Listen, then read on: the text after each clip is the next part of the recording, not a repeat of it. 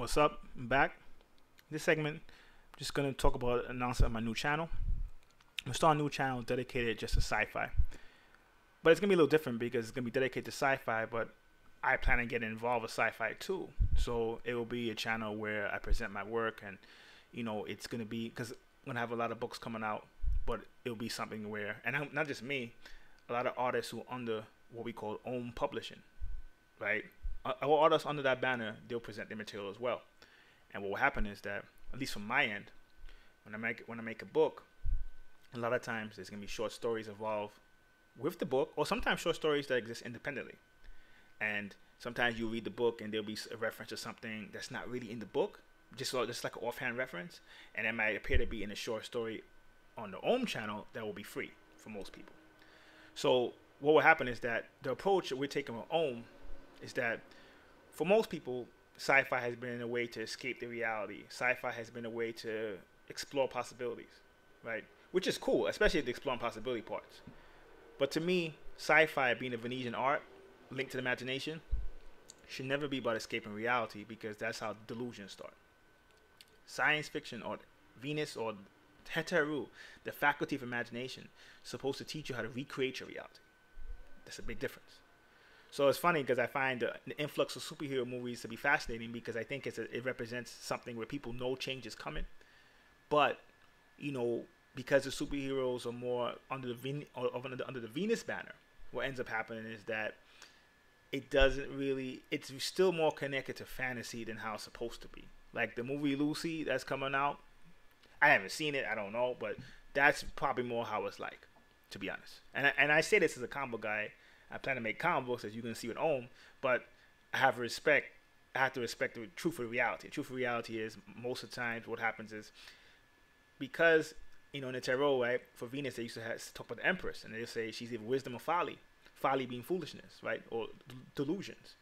And part of it is that because they're using the imagination to escape reality, you have a hard time applying that to the real esoteric tools that you're supposed to. That's where a lot of people who decode movies fall short. They don't realize that the movies itself is always going to be, especially if it's not made by an occultist, it's made by a person who either studies occult, or a person who just might be really good at connecting to the inner parts of their mind. It's always going to fall short, because in the end of the day, they didn't understand what it was supposed to be about. Sci-fi was supposed to be about passing the secrets off to help you. And in a sense, because when you take an oath, you're not supposed to tell the uninitiated secrets. So you put it in sci-fi, so that when you put it in sci-fi, they'll be able to put it together and be able to use it to change their lives. Unfortunately, some people then think that that's the case, where I could just watch movies all day and decode them, and I don't have to read any books. I don't have to do any real spirituality. That's not true. Because in the end of the day, the movies are still coming from a more Venetian mindset, which is more love-hate. It's more up and down. It's more wisdom or folly. So the true power is Neptune. You see, everybody talks about God is love, and then, you see all relationships crashing apart, falling apart. It's because Venus love is how you get to Neptune love. Venus love goes to love and hate. They're fighting each other. They're like two forces, right? When you get to Neptune love, both forces are integrated with each other. Has a bit more logic to it, so a bit more Mercury to it as well. And when you mix all three powers, the energy shoots to Neptune. So most science fiction that you see is under the Venetian banner.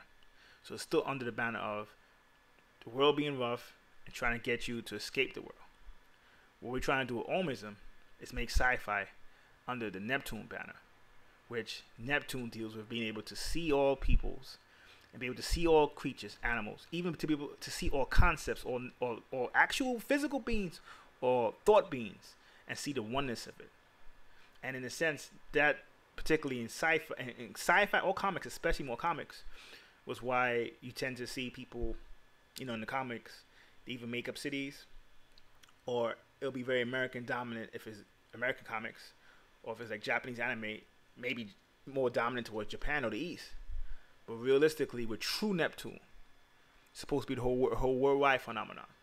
So you're going to probably see more cultural characters, more characters that are integrated in different races, more genders, even exploring probably more, topics that are kind of like not, cool to explore sometimes, or not safe to explore, like drug use, maybe even sexual orientation, many different things that people sometimes are hesitant to explore in the sci-fi world.